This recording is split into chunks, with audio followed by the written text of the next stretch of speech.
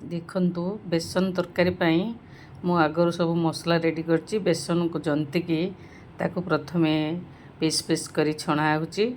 तापरे बेसन सब तेल रे छणा होछि। तेल रे छाणी सारला परे बेसन तापरे आमे किछि सोरिष तेल पकेबा। ताधरे गोटा मसला गरम मसला पकेबा। पियाज परे पियाज टिके जारी हे गेले अदा रसुण पेस्ट पकई टमाटो पकई मसला टी को भल भाव में कषिबा। मसला कषि सारा परे तापरे आमे समस्त मसला पकई कषिदवा। भल भाव में मसला कषि तेल छाड़ी गला परे आमे से पानी दबा।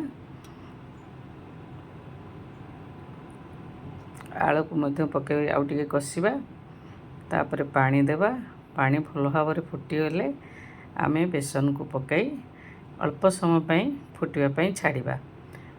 एवं तापरे धनिया पत्र दे तरकारी को शेष करिबा। केमती